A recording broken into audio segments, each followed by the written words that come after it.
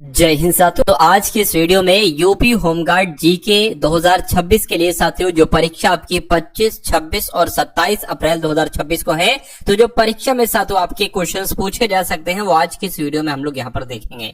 आज की इस वीडियो में साथियों पूरे 100 सवाल ऐसे मैंने लिए हैं जो आपके एक्सपेक्टेड क्वेश्चन है, संभावित क्वेश्चन है और इनके आने की साथियों बहुत बहुत संभावना है। तो मैं कहूंगा साथियों परीक्षा से पहले आप इस वीडियो को देख लीजिए और इन सवालों को आप लोग साथियों तैयार कर लीजिए। और जो 100 सवाल साथियों मैं आपको करवाने वाला हूं इसमें से आप अपना स्कोर एक बार चेक करिए कि आपका स्कोर साथियों 30 से 33 के आसपास आता है या इससे कम आता है या इससे ज्यादा आता है। अगर इससे ज्यादा आता है तो अच्छी बात है, तो तैयारी को साथियों कंटिन्यू रखिए, आपकी तैयारी बहुत बेहतर मैं करवा दूंगा, ठीक है ना। चलिए तो साथियों क्लासेस आपके यहाँ पर अब दोबारा से आरंभ हो चुकी हैं यूपी होमगार्ड जीके की। तो अगर चैनल पर आप लोग नए हैं तो चैनल को सब्सक्राइब करके इन क्लासेस को रेगुलरली आप लोग ले गए तो मेरा मानना है कि ये पेपर आपका बहुत आराम से और बहुत आसान तरीके से साथियों क्रैक हो जाएगा, ठीक है ना। चलिए तो पहला सवाल साथियों आपकी स्क्रीन पर है, गेटवे ऑफ इंडिया ये कहां पर स्थित है? तो ये कहां पर स्थित है साथियों? ये मुंबई में स्थित है। इंडिया गेट कहां पर स्थित है एक बार आप लोग कमेंट सेक्शन में मुझे बताइए। भारत की राजधानी को किस शहर से दिल्ली ले जाया गया था? तो आपको ध्यान रखना है भारत की राजधानी को किस शहर से दिल्ली ले जाया गया था? तो मैं कह सकता हूं साथियों कलकत्ता से दिल्ली ले जाया गया था। राइट आंसर आपका ऑप्शन नंबर सी होगा। उसके बाद देखिए साथियों नई दिल्ली को देश की राजधानी कब बनाया गया? तो कब बनाया गया? 1911 में बनाया गया। आंसर आपका ऑप्शन नंबर सी होगा। विपिन चंद्र पाल सहित 3 लोकप्रिय स्वतंत्रता सेनानी यानी कि लाल बाल पाल के रूप में जाने जाते थे, यानी कि आपने सुना होगा लाल बाल पाल। तो लाल से लाला लाजपत राय, बाल से साथियों बाल गंगाधर तिलक और पाल की अगर बात करते हैं साथियों तो विपिन चंद्र पाल। तो ये तीनों नाम आपको बताना है साथियों कहां पर लिखे हैं। देखिए सुभाष चंद्र बोस नहीं होना चाहिए, नहीं होगा। बाल गंगाधर तिलक और लाला लाजपत राय है ना, लाला लाजपत राय और भगत सिंह भी नहीं होगा, ये भी नहीं होगा। मैं कह सकता हूं साथियों बाल से क्या हो जाएंगे? बाल गंगाधर तिलक हो जाएंगे और लाल से क्या हो जाएंगे? लाला लाजपत राय हो जाएंगे। लेकिन विपिन चंद्र पाल यहाँ पर नहीं है, नहीं है कोई दिक्कत नहीं, 2 नाम तो हमें यहाँ पर मिल रहे हैं। उसके बाद देखिए असहयोग और खिलाफत आंदोलन कब शुरू किया गया? ये आपसे पूछा जा रहा है। तो मैं कहूंगा 1920 में शुरू किया गया। अगला देखिए जलियांवाला बाग हत्याकांड किसके विरोध का प्रत्यक्ष परिणाम था? तो मैं कह सकता हूं साथियों रॉलेट एक्ट यानी कि रॉलेट अधिनियम के विरोध का परिणाम था क्या? जलियांवाला बाग हत्याकांड। और ये कब हुआ था साथियों? ये 1919 में हुआ था। उसके बाद देखिए जलियांवाला बाग नरसंहार ये हुआ कब था? ये आपसे पूछा जा रहा है, बताइए। तो ये कब हुआ था साथियों? 13 अप्रैल 1919 में हुआ था। मैं कहूंगा बिल्कुल 13 अप्रैल 1919 को ही हुआ था जलियांवाला बाग हत्याकांड या नरसंहार। भारत का प्रथम वायसराय की अगर बात करें तो कौन थे साथियों? विलियम बेंटिक थे, रॉबर्ट क्लाइव थे, वेलेजली थे या लॉर्ड कैनिंग थे? तो आपको यहाँ पर ध्यान रखना है कि भारत के प्रथम वायसराय कौन थे? लॉर्ड कैनिंग थे। अगला सवाल आपकी स्क्रीन पर है, ब्रिटिश भारत के किस वायसराय ने भारतीय सांख्यिकी सर्वेक्षण करवाया था? ये क्वेश्चन साथियों बहुत इंपॉर्टेंट है, आपको ध्यान रखना है। इनका नाम लॉर्ड मेयो का नाम आप लोग ध्यान रखेंगे क्योंकि ब्रिटिश भारत के यही वो वायसराय थे जिन्होंने भारतीय सांख्यिकी सर्वेक्षण करवाया था। उसके बाद देखिए साथियों देश को स्वतंत्र देश का दर्जा कब प्राप्त हुआ? तो कब प्राप्त हुआ? देश को स्वतंत्र देश का दर्जा कब प्राप्त हुआ? ये आपसे यहाँ पर कुल मिला के पूछा जा रहा है, बताइए, है ना। देखिए 1947 की अगर बात करते हैं तो भारत देश आजाद हुआ, है ना। लेकिन यहां पर साथियों 1947 तो ऑप्शन में नहीं है, कोई दिक्कत नहीं है साथियों, स्किप कर देना चाहिए सवाल को क्योंकि जानकारी यहां पर अधूरी थी। उसके बाद देखिए अगला सवाल आपकी स्क्रीन पर, इनमें से कौन सा अनुच्छेद भारतीय संसद को जातियों, उपजातियों एवं जनजातियों की अनुसूचित जातियों की सूची में शामिल करने और उससे बाहर करने की शक्ति प्रदान करता है? तो कौन सा अनुच्छेद कहता है? मैं कह सकता हूं साथियों अनुच्छेद 341 आपके सवाल का बिल्कुल सही जवाब हो जाएगा। उसके बाद देखिए निम्नलिखित में से भारतीय संविधान का कौन सा अनुच्छेद शोषण के विरुद्ध अधिकार प्रदान करता है? तो शोषण के विरुद्ध अधिकार कौन सा अनुच्छेद है? मैं कहूंगा अनुच्छेद 23 जो है ना, ये शोषण के विरुद्ध अधिकार प्रदान करता है। सही जवाब आपका ऑप्शन नंबर सी होगा। भारत का पहला नागरिक साथियों होते हैं तो किनको, कौन भारत के पहले नागरिक होते हैं? उपराष्ट्रपति होते नहीं, प्रधानमंत्री या विधानसभा के सदस्य होते नहीं साथियों, राष्ट्रपति यही भारत के प्रथम नागरिक कहलाए जाते हैं। आप लोग ध्यान रखेंगे भारत के किस राष्ट्रपति को मिसाइल मैन के रूप में जाना जाता है? तो किनकी बात चल रही है साथियों डॉक्टर एपीजे अब्दुल कलाम की, ज्ञानी जैल सिंह की, डॉक्टर राजेंद्र प्रसाद की, डॉक्टर जाकिर हुसैन की, मैं कहूंगा डॉक्टर एपीजे अब्दुल कलाम को ही मिसाइल मैन के रूप में जाना जाता है, और जिनका भी आंसर ऑप्शन नंबर ए था तो बिल्कुल सही था। उसके बाद देखिए अगला सवाल है, कहा जा रहा है कि भारत के राष्ट्रपति बनने से पहले इनमें से किसे भारत रत्न पुरस्कार से सम्मानित किया गया था? तो किसको किया गया था साथियों? सर्वपल्ली राधाकृष्णन की अगर बात करते हैं तो भारत के राष्ट्रपति बनने से पहले इनको भारत रत्न पुरस्कार से सम्मानित किया गया था। ये बात आप लोगों को याद रखना है। चलिए साथियों उसके बाद देखिए अगला सवाल आपकी स्क्रीन पर है, भारत के राष्ट्रपति द्वारा राज्यसभा में कितने सदस्यों को नामित किया जाता है? तो मैं कहूंगा कुल 12 सदस्यों को नामित किया जाता है। अगला देखिए, भारत के प्रथम और एकमात्र कार्यकारी प्रधानमंत्री यानी कि एक्टिंग प्रधानमंत्री, एक्टिंग प्राइम मिनिस्टर साथियों कौन रहे? तो कौन रहे? मैं कहूंगा साथियों गुलजारी लाल नंदा रहे। तो आपके सवाल का जवाब option number D Gulzari Lal Nanda हो जाएगा। ये भारत के प्रथम और एकमात्र कार्यकारी प्रधानमंत्री रहे गुलजारी लाल नंदा। अगला देखिए, अनुच्छेद 78 के अंतर्गत मंत्रिपरिषद के सभी निर्णयों के बारे में इनमें से कौन राष्ट्रपति को सूचित करेगा? तो कौन राष्ट्रपति को सूचित करेगा, ये आपसे यहाँ पर कुल मिला के पूछा जा रहा है, मुझे बताइए। देखिए अनुच्छेद 78 के तहत राष्ट्रपति को सूचना कौन देते हैं? तो प्रधानमंत्री देते हैं। आपके सवाल का जवाब ऑप्शन नंबर बी होगा। उसके बाद देखिए, भारत का राष्ट्रीय गीत साथियों किसने लिखा? भारत के राष्ट्रीय गीत की अगर हम बात करते हैं तो किसके द्वारा लिखा गया, ये आपसे पूछा जा रहा है, मुझे बताइए। देखिए राष्ट्रीय गान की अगर बात करते हैं तो रविन्द्रनाथ टैगोर ने, राष्ट्रीय गीत की अगर बात करते हैं तो बंकिम चंद्र चटर्जी। इसलिए सही जवाब जिनका ऑप्शन नंबर बी है तो बिल्कुल करेक्ट है। कौन सा जीव भारत का राष्ट्रीय जल जीव है? बताइए कौन सा जीव भारत का राष्ट्रीय जल जीव है? मैं कहूंगा गंगा की शार्क मछली, भारतीय स्टार कछुआ, गंगा नदी की डॉल्फिन मछली या गोल्डन महसीर। मैं कह सकता हूं गंगा नदी की डॉल्फिन मछली, यही जीव भारत का राष्ट्रीय जल जीव है। निम्नलिखित में से किस वर्ष भारतीय ध्वज कोड प्रभावी हुआ? बताइए। तो पता साथियों कब हुआ भारतीय ध्वज कोड की अगर बात करते हैं साथियों तो ये कब प्रभावी हुआ, ये आपसे पूछा जा रहा है। सन 2002 में हुआ। बिल्कुल सही जवाब आपका ऑप्शन नंबर डी होगा। भारत की राष्ट्रीय प्रतिज्ञा के रचयिता कौन थे? तो भारत की राष्ट्रीय प्रतिज्ञा के रचयिता साथियों कौन थे? पीडी मारी, वेंकट सुब्बा राव थे। आपके सवाल का जवाब ऑप्शन नंबर सी होगा। और ये क्वेश्चन आपके लिए साथियों इंपॉर्टेंट है। राष्ट्रीय विकास परिषद की स्थापना के बारे में आपसे पूछा जा रहा है कि इसकी स्थापना कब हुई थी? तो मैं कहूंगा 1952 में साथियों इसकी स्थापना हुई थी। आकाश गंगा का आकार कैसा है? मिल्की वे का आकार कैसा है आपसे पूछा जा रहा है। तो इसका आकार सर्पिल आकार है। कैसा है साथियों? सर्पिल आकार है, आप लोग ध्यान रखेंगे। उसके बाद देखिए, ग्रहों के ग्रहोपंथों का सामान्य आकार साथियों कैसा होता है? तो अंडाकार होता है। इसलिए अंडाकार ऑप्शन नंबर सी आपका जवाब होगा। निम्नलिखित में से कौन सी वस्तु सूर्य के चारों ओर परिक्रमा करती है? तो सूर्य के चारों ओर परिक्रमा क्या करते हैं साथियों? ग्रह जो है ये सूर्य के चारों ओर परिक्रमा करते हैं। सहारा रेगिस्तान साथियों कहां पर स्थित है? आपसे पूछा जा रहा है ईरान में, दक्षिण अफ्रीका में, उत्तरी अफ्रीका में या ऑस्ट्रेलिया में। तो आपको ध्यान रखना है उत्तरी अफ्रीका में ही सहारा रेगिस्तान स्थित। भारत का निम्नतम बिंदु कौन सा है? तो निम्नतम बिंदु की अगर हम बात करते हैं साथियों कुट्टेनाड की अगर बात करें तो यही भारत का निम्नतम बिंदु कहलाया जाता है। उसके बाद देखिए, भारत का सबसे बड़ा नाभिकीय शक्ति केंद्र ये कहां पर स्थित है? तो आपको साथियों मालूम होना चाहिए भारत का सबसे बड़ा नाभिकीय शक्ति केंद्र जो स्थित है वो तारापुर है। तो तारापुर आपके सवाल का बिल्कुल सही जवाब हो जाएगा। उसके बाद देखिए, न्यूक्लियर फ्यूल कॉम्प्लेक्स ये हैदराबाद में स्थित है, तुम्पा में स्थित है, कलपक्कम में स्थित है या साथियों मुंबई में स्थित है? मैं कहूंगा साथियों ये हैदराबाद में स्थित है। राइट आंसर आपका ऑप्शन नंबर ए होगा। उसके बाद देखिए, इनमें से कौन सा शहर गोमती नदी के तट पर स्थित है? तो किस शहर की बात चल रही है? मैं कहूंगा लखनऊ शहर जो है ना ये गोमती नदी के तट पर ही स्थित है। जबलपुर किस नदी के तट पर स्थित है? जबलपुर साथियों, जबलपुर की अगर बात करें तो ये नर्मदा नदी के तट पर स्थित है। सही जवाब आपका ऑप्शन नंबर डी होगा। उसके बाद देखिए, विजयवाड़ा किस नदी के तट पर स्थित है? विजयवाड़ा तो कावेरी नदी के तट पर या एक तरीके से अगर बात करें कृष्णा नदी के तट पर। बिल्कुल साथियों कृष्णा नदी के तट पर स्थित है विजयवाड़ा शहर। आपको ध्यान रखना है। राइट आंसर आपका ऑप्शन नंबर बी होगा। उसके बाद देखिए, अगले नंबर का सवाल आपके स्क्रीन पर है। आपसे कहा जा रहा है कि मुद्रा निर्गत करने के लिए भारतीय रिजर्व बैंक द्वारा कौन सी व्यवस्था अपनाई गई है? तो कौन सी व्यवस्था अपनाई गई है ये आपसे पूछा जा रहा है। मैं कहूंगा न्यूनतम भंडारण प्रणाली अपनाई गई है। राइट आंसर आपका ऑप्शन नंबर डी होगा। निम्नलिखित में से बैंकों में से कौन सा एक राष्ट्रीयकृत बैंक है? तो राष्ट्रीयकृत बैंक की अगर बात करें तो बैंक ऑफ बड़ौदा है, देना बैंक भी है और इलाहाबाद बैंक भी है। यानी कि इस सवाल का जवाब आपको ऑप्शन नंबर डी होगा। प्रधानमंत्री नरेंद्र मोदी द्वारा विमुद्रीकरण नोटबंदी की घोषणा सातों कब की गई थी? तो कब की गई थी? 8 नवंबर 2016 को की गई थी। बिल्कुल 8 नवंबर 2016 आपका ऑप्शन नंबर बी में लिखा हुआ है। उसके बाद देखिए अगला सवाल, निम्नलिखित में से कौन सा मानव गतिविधियों एवं सभ्यता के प्राक ऐतिहासिक काल का सही कालक्रम है? तो क्या कालक्रम सातों आपसे यहाँ पर कुल मिला के पूछा जा रहा है, मुझे बताइए।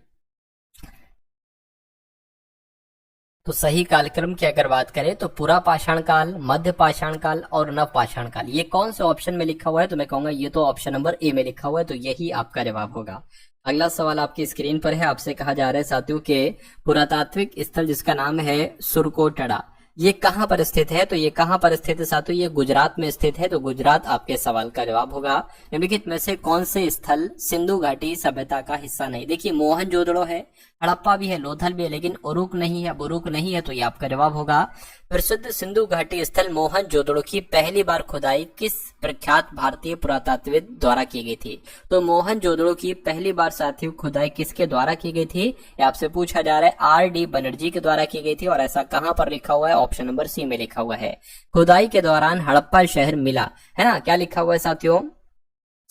1920-21 के आसपास किस नदी के किनारे, यानी कि 1920-21 के किनारे खुदाई के दौरान हड़प्पा शहर जो मिला, ये किस नदी के किनारे पर मिला? ये आपसे पूछा जा रहा है, तो ये रावी नदी के किनारे पर मिला। उसके बाद देखिए गौतम बुद्ध का जन्म कहां पर हुआ था? तो गौतम बुद्ध का जन्म साथियों कहां पर हुआ था? लुम्बिनी में इनका जन्म हुआ था। आंसर आपका ऑप्शन नंबर बी होगा। निम्नलिखित में से कौन सा एक प्राचीन बौद्ध ग्रंथ है? तो प्राचीन बौद्ध ग्रंथ की अगर हम बात करते साथियों, तो अभिधम्म कोश की अगर बात करें, अभिधम्म कोश, तो ये एक प्राचीन बौद्ध ग्रंथ है। विनय पिटक और सुत्त पिटक इनमें से किसकी शिक्षाओं के संकलन है? तो ये गौतम बुद्ध की शिक्षाओं के संकलन है। सही जवाब आपका ऑप्शन नंबर ए होगा। उसके बाद देखिए बुद्ध चरितम नामक महाकाव्य किसने लिखा था? तो आपको मालूम होना चाहिए साथियों, क्या आपके सवाल का जवाब होगा गौतम बुद्ध, नागार्जुन, हेमचंद्र, अश्वघोष। अश्वघोष आपका जवाब होगा, क्योंकि बुद्ध चरितम नामक महाकाव्य ये अश्वघोष नहीं लिखा था। गौतम बुद्ध की माँ का नाम साथियों क्या था? तो माया इनका नाम था। गौतम बुद्ध की माँ का नाम क्या था साथियों? माया इनका नाम था। बौद्ध ग्रंथों का अध्ययन करने के लिए विजयवाड़ा में कौन सा चीनी विद्वान रहा? तो दांग जोंगशू रहा नहीं साथियों, जुआन जोंग रहा। तो आपके सवाल का जवाब जुआन जोंग हो जाएगा। उसके बाद देखिए त्रिपिटक पवित्र धर्म ग्रंथ कौन से धर्म से संबंधित है? तो अगर बात करें साथियों त्रिपिटक की, तो ये बौद्ध धर्म से संबंधित है। सही जवाब आपका ऑप्शन नंबर डी होगा। स्तूप क्यों बनाए गए थे? देखिए स्तूप की अगर बात करते हैं ना, तो ये पवित्र अवशेष रखने के लिए बनाए गए थे, या उसके अलावा साथियों पूजा करने के लिए बनाए गए थे। तो ऐसा कहां पर लिखा हो? पवित्र स्मृति चिन्ह करने के लिए नहीं, धार्मिक सभाएं करने के लिए नहीं, बुद्ध की पूजा करने के लिए। बिल्कुल सही साथियों, आपके सवाल का जवाब ऑप्शन नंबर सी होगा। उसके बाद देखिए अगला सवाल आपकी स्क्रीन पर है, आपसे कहा जा रहा है कि कोणार्क, ओडिशा में कोणार्क का सूर्य मंदिर किसने बनवाया था? तो कोणार्क सूर्य मंदिर किसने बनवाया था साथियों? नरसिंह देव ने बनवाया था। तो नरसिंह देव की अगर बात करते हैं साथियों, नरसिंह देव प्रथम ने बनवाया था। यह आपके सवाल का जवाब होगा ऑप्शन नंबर ए। चलिए उसके बाद देखिए अगला सवाल है, ओडिशा के सूर्यवंशी शासकों ने किसकी उपाधि धारण की थी? तो किसकी उपाधि धारण की थी आपसे पूछा जा रहा है, तो गजपति की उपाधि धारण की थी। अगला सवाल देखिए, इनमें से कौन सबसे कम आयु में भारतीय राष्ट्रीय कांग्रेस के अध्यक्ष बनने वाले व्यक्ति थे? तो किनकी बात चल रही है साथियों? आनंद मोहन बोस की बात चल रही है। ये सबसे कम आयु में भारतीय राष्ट्रीय कांग्रेस के अध्यक्ष बनने वाले व्यक्ति थे। अगला देखिए, भारतीय सुधार समिति की स्थापना किसके द्वारा की गई थी? तो गोपाल कृष्ण गोखले की अगर बात करते हैं तो साथियों इनके द्वारा ही भारतीय सुधार समिति की स्थापना की गई थी। उसके बाद देखिए अगला सवाल, निम्नलिखित में से कौन उग्रपंथी नेता नहीं थे? तो कौन नहीं थे आपसे कुल मिला के पूछा जा रहा है। देखिए बाल गंगाधर तिलक थे, लाला लाजपत राय थे, विपिन चंद्र पाल थे, लेकिन गोपाल कृष्ण गोखले नहीं थे। अगला सवाल देखिए, बंग भंग के बाद कौन सा आंदोलन शुरू हुआ था? तो कौन सा आंदोलन शुरू हुआ था साथियों? स्वदेशी आंदोलन शुरू हुआ था। अगला देखिए, स्वदेशी आंदोलन के दौरान किसकी अध्यक्षता में कोलकाता में एक नेशनल कॉलेज की शुरुआत की गई थी? तो किसकी अध्यक्षता में साथियों? अरविंद घोष की अध्यक्षता में। सही जवाब आपका ऑप्शन नंबर बी होगा। स्वदेशी और बहिष्कार पहली बार किस घटना के दौरान संघर्ष की विधि के रूप में अपनाए गए? तो क्या आपका जवाब होगा साथियों? मैं कह सकता हूं बंगाल विभाजन के विरुद्ध आंदोलन। बिल्कुल सही जवाब आपका ऑप्शन नंबर ए हो जाएगा। उसके बाद देखिए अगला सवाल, निम्नलिखित में से कौन सा तारा सूर्य के सबसे नजदीक है? तो सूर्य के सबसे नजदीक कौन सा तारा है? मैं कहूंगा साथियों प्रैक्सिमा सेंचुरी है। तो प्रैक्सिमा सेंचुरी आपके इस क्वेश्चन का जवाब होगा। उसके बाद देखिए अगले नंबर का सवाल है, आपसे कहा जा रहा है कि सबसे बड़ा तारामंडल माना जाता है। तो सबसे बड़ा तारामंडल किसे माना जाता है साथियों? हाइड्रा को माना जाता है। तो हाइड्रा ऑप्शन नंबर सी आपका जवाब होगा। एक ग्रह की अपने कक्ष में सूर्य से न्यूनतम दूरी को क्या कहा जाता है? तो पता साथियों उपसौर कहा जाता है इसको। तो उपसौर कहा जाता है, ये आप लोग याद रखेंगे। अगला देखिए, भारतीय संविधान सभा में संविधान के प्रारूप पर प्रथम वाचन कब प्रारंभ हुआ था? तो प्रथम वाचन जो हुआ था साथियों वो 4 नवंबर से लेकर 9 नवंबर और 1948, यानी कि 4 नवंबर 1948 से लेकर 4 नवंबर 1948 तक हुआ था संविधान के प्रारूप का प्रथम वाचन। भारतीय संविधान पूर्ण रूप से कब तैयार हुआ था? तो कब तैयार हुआ साथियों आपको ध्यान रखना है, 26 जनवरी 1949 को तैयार हुआ। तो 26 जनवरी के 26 नवंबर 1949 को तैयार हुआ, ऐसा आपका ऑप्शन नंबर सी में लिखा हुआ है। भारतीय संविधान सभा की अंतिम बैठक साथियों कब हुई? तो अंतिम बैठक कब हुई थी? 24 जनवरी 1950 को अंतिम बैठक हुई थी। भारतीय संविधान को कितने भागों में विभाजित किया गया है? तो भारतीय संविधान को मैं कहूंगा साथियों 22 भागों में विभाजित किया गया है। संविधान संशोधन की प्रक्रिया भारतीय संविधान के किस भाग में है मुझे बताइए? तो मैं कह सकता हूं साथियों भाग 20 में ही संविधान संशोधन की प्रक्रिया भारतीय संविधान के कौन से भाग में है? तो भाग 20 में है। भारतीय नागरिकों के मूल कर्तव्यों का विवरण संविधान के किस भाग में दिया गया है आपसे पूछा जा रहा है। तो मूल कर्तव्य की अगर बात करते हैं तो भाग 4 के ए में है, ये आपको ध्यान रखना, इंपॉर्टेंट क्वेश्चन है। अगला देखिए, भारत के प्रधानमंत्री के रूप में इनमें से किसका कार्यकाल सबसे कम था? तो सबसे कम कार्यकाल किस प्रधानमंत्री का था? तो चौधरी चरण सिंह का था। ये भी सवाल आप लोग याद रखेंगे। उसके बाद देखिए, भारत का प्रधानमंत्री किसके प्रति उत्तरदायी होता है? तो भारत के प्रधानमंत्री साथियों अगर बात करें तो लोकसभा के प्रति उत्तरदायी होते हैं। केंद्र की मंत्रिपरिषद में कितने मंत्रियों को शामिल किया जा सकता है? तो आपसे पूछा जा रहा है, मुझे बताइए। लोकसभा के कुल सदस्यों के 15% या लोकसभा के कुल सदस्यों के 50%, लोकसभा के सदस्यों की कुल संख्या के 10 से 15, या मैं कहूंगा साथियों 15% आपका जवाब होगा। और 15% कौन सा ऑप्शन में? ऑप्शन नंबर ए वाले में है। भारत में केंद्रीय मंत्री पद की शपथ से संबंधित प्रावधान कौन सी अनुसूची में दिए गए हैं? तो मैं कह सकता हूं साथियों तीसरी अनुसूची में दिए गए हैं। उसके बाद देखिए, राष्ट्रीय आपदा प्रबंधन प्राधिकरण के अध्यक्ष की अगर बात करें तो साथियों कौन होते हैं मुझे बताइए? मैं कहूंगा प्रधानमंत्री होते हैं। उसके बाद देखिए, लोकसभा के अधिनियमों के अंतर्गत सदन का नेता का अर्थ क्या लोकसभा के अध्यक्ष से है? यदि वह लोकसभा का सदस्य हो तो किससे है साथियों? ये आपसे पूछा जा रहा है, बताइए। तो अगर बात करते हैं साथियों सदन का नेता जो होता है वो प्रधानमंत्री होता है, तो प्रधानमंत्री आपके सवाल का जवाब होगा। अगला देखिए, भारत के संविधान के किस अनुच्छेद में ये वर्णित है कि एक मंत्री परिषद होगी जिसका प्रमुख कौन होंगे? जिसके प्रमुख साथियों प्रधानमंत्री होंगे। तो ये बात अनुच्छेद 74 के 1 में कही गई है। अगला सवाल आपकी स्क्रीन पर है साथियों। तबीयत थोड़ी ठीक नहीं है, इस वजह से मैं थोड़ी सी डाउन तरीके साथियों वीडियो तैयार कर रहा हूँ, है ना। तो आप लोग थोड़ा साथियों मैनेज कीजिए, कुछ दिन में सही हो जाऊंगा, उसके बाद प्रॉपर तरीके से आ जाऊंगा। लेकिन क्वेश्चंस में कोई कमी नहीं है, क्वेश्चंस में कोई दिक्कत नहीं है साथियों, है ना। चलिए एक और बात मैं आपको बता दूं साथियों, देखिए आपको ये फ्री पीडीएफ यानी कि जितनी भी पीडीएफ हैं क्लासेस की, ये सारी पीडीएफ आपको दी जाएंगी। जो कल वाली पीडीएफ थी वो अभी क्लास को एंड करके मैं उस ग्रुप में डाल दूंगा, टेलीग्राम ग्रुप में डाल दूंगा। तो डिस्क्रिप्शन में ग्रुप है टेलीग्राम ग्रुप, उसको आप लोग ज्वाइन कर लीजिए। टेलीग्राम में जाकर टारगेट सिलेक्शन फ्री जी के लिखेंगे तो येलो लोगो वाला ग्रुप आ जाएगा, उसको आप साथियों ज्वाइन कर लीजिएगा। और ये फ्री पीडीएफ आंसर के साथ आपको पीडीएफ साथियों मिल जाएगी वहां पर। केंद्रीय खनन अनुसंधान केंद्र कहां पर स्थित है ये आपको यहाँ पर कुल मिला के बताना है। तो ये साथियों धनबाद में स्थित है। उसके बाद देखिए केंद्रीय खाद्य प्रौद्योगिकी अनुसंधान संस्थान ये कहां पर स्थित है आपसे पूछा जा रहा है। मैं कहूंगा साथियों ये मैसूर में स्थित है। अगला देखिए भारतीय हीरा अनुसंधान केंद्र कहां पर स्थित है? तो भारतीय हीरा अनुसंधान केंद्र साथियों ये सूरत में स्थित है। हवाई द्वीप की राजधानी क्या है? तो हवाई द्वीप की राजधानी साथियों होनोलुलु है। होनोलुलु कहां पर है? ऑप्शन नंबर डी वाले में है। डेनमार्क की राजधानी की अगर हम बात करते हैं साथियों तो कोपेनहेगन ही डेनमार्क की राजधानी है। अगला देखिए कि रेनबिन्बी किस देश की मुद्रा है? तो रेनबिन्बी की अगर बात करते हैं साथियों ये चीन देश की मुद्रा है। उसके बाद देखिए टू स्टेट्स के लेखक कौन है? टू स्टेट्स के लेखक साथियों चेतन भगत है। सही जवाब आपका ऑप्शन नंबर ए होगा। बिकमिंग शीर्षक पुस्तक के लेखक कौन है? तो बिकमिंग किसकी पुस्तक है? मैं कहूंगा मिशेल ओबामा की पुस्तक है, इसलिए राइट आंसर आपका ऑप्शन नंबर बी होगा। किस पूर्व प्रधानमंत्री ने चेंजिंग इंडिया पुस्तक लिखी थी? तो चेंजिंग इंडिया पुस्तक पता किसने लिखी साथियों? मनमोहन सिंह के द्वारा लिखी गई थी। उसके बाद देखिए धनवंतरी कौन थे साथियों? तो क्या ये चंद्रगुप्त मौर्य के विख्यात जनरल थे। चंद्रगुप्त विक्रमादित्य के दरबार के नवरत्न में से जो कि एक प्रसिद्ध चिकित्सक थे, संगीतज्ञ नहीं थे, नाटककार भी नहीं थे, है ना, और विख्यात जनरल भी नहीं थी। ये सातों एक वैद्य थे, एक चिकित्सक थे, इसलिए सही जवाब आपका ऑप्शन नंबर बी होगा। उसके बाद देखिए कौन सा राजवंश हुड़ों के आक्रमण से अत्यंत विचलित हुआ। तो हुड़ों के आक्रमण से अत्यंत विचलित हुआ कौन से राजवंश, मैं कहूंगा गुप्त राजवंश। गुप्तकालीन रजत मुद्राओं को नाम दिया गया था, पता क्या नाम दिया गया था साथियों, इनको रूपक नाम दिया गया था। रूपक आपके सवाल का जवाब होगा। गुप्त युग में भूमि राजस्व की दर क्या थी, तो पता साथियों गुप्त युग में भूमि राजस्व की दर क्या थी, तो 1/6 थी, यानी कि छठा भाग थी। तो छठा भाग कहां पर है, ऑप्शन नंबर बी वाले में है। उसके बाद देखिए 13वीं शताब्दी में बख्तियार खिलजी ने बंगाल के किस राजा को पराजित किया था, तो साथियों लक्ष्मण सेन को पराजित किया था। तो लक्ष्मण सेन आपके सवाल का जवाब होगा। अलाई दरवाजे का निर्माण किसने किया, आपसे पूछा जा रहा है, तो मैं कहूंगा अलाउद्दीन खिलजी के द्वारा ही अलाई दरवाजे का निर्माण किया गया था। 1000 दिनारी किसे कहा जाता है, तो 1000 दिनारी की अगर बात करें तो मलिक काफूर को साथियों कहा जाता है 1000 दिनारी, क्योंकि इसको 1000 दिनार में खरीदा गया था। एक नए कर विभाग दीवाने मुस्तखराज का गठन किस सुल्तान ने किया था, तो आपसे पूछा जा रहा है, मैं कहूंगा साथियों दीवाने मुस्तराज का गठन साथियों अलाउद्दीन खिलजी ने ही किया था, इसलिए सही जवाब आपका ऑप्शन नंबर ए होगा।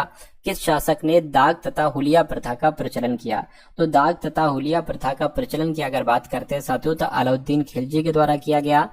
एक सामान्य मानव कान इतनी सीमा तक ध्वनियां सहन कर सकता है, कितनी सीमा तक ध्वनियां सहन कर सकता है, तो 80 डेसिबल तक साथियों ध्वनियां सहन कर सकता है। स्त्री वाणी और पुरुष वाणी को पहचानने की ध्वनि की विशेषता को क्या कहा जाता है, तो इसको साथियों क्या कहा जाता है, इसको पिच कहा जाता है, यानी कि इसको स्वर कहा जाता है। उसके बाद देखिए ध्वनि के उत्पादन और संचरण के अध्ययन को क्या कहा जाता है, तो इसको साथियों एकॉस्टिक्स कहा जाता है। एकॉस्टिक्स कहां पर है, ऑप्शन नंबर सी वाले में है। उसके बाद देखिए मेंडलीफ की आवर्त सारणी में 36 पंक्तियों को निम्नलिखित में से क्या कहा जाता है, तो साथियों आवर्त कहा जाता है। आवर्त आपका जवाब होगा। आवर्त सारणी किसने तैयार की थी, आवर्त सारणी तो मेंडलीफ के द्वारा तैयार की गई थी। राइट आंसर आपका ऑप्शन नंबर डी होगा। निम्नलिखित में से कौन सा तत्व एक एक्टिनाइड है, तो किसकी बात चल रही है, मैं कहूंगा क्यूरियम की अगर हम बात करें तो ये तत्व एक एक्टिनाइड है, ये भी आप लोग याद रखेंगे। उसके बाद देखिए निम्नलिखित में से कौन सा तत्व एक लेंथेनाइड है, बताइए। तो सेरियम की अगर बात करें साथियों निम्नलिखित में से जो सेरियम तत्व है ये एक लेंथेनाइड है। अब ये सवाल साथियों आपको मैं कमेंट सेक्शन के लिए देता हूं कि कमेंट में आपको इसका सवाल का जवाब बताना है। अपनी आवर्त सारणी में मेंडलीफ किसको एक सही स्थान प्रदान नहीं कर सके, ऑक्सीजन को, कार्बन को, नाइट्रोजन को या हाइड्रोजन को, क्या आपके सवाल का जवाब हो सकता है, एक बार कमेंट में आप लोग जरूर बताइएगा। तो साथियों ये अगर पीडीएफ आप लेना चाहते हैं और ये सारी पीडीएफ आप लेना चाहते हैं और बिल्कुल साथियों मुफ्त में निःशुल्क आप पीडीएफ लेना चाहते हैं तो चैनल को साथियों आप लोग ज्वाइन कर लीजिए। तो इस वीडियो को अपने मित्रों के साथ शेयर कीजिएगा। जय हिंद का कमेंट एक बार जरूर लिखिएगा और जो सवाल मैंने आपसे पूछा इसका भी आंसर आप लोग कमेंट में मुझे जरूर दीजिएगा। ठीक है, तो वीडियो को लाइक नहीं किया, वीडियो को लाइक कर दीजिए। मिलते हैं हम सभी लोग आने वाली वीडियो में। जय हिंद साथियों।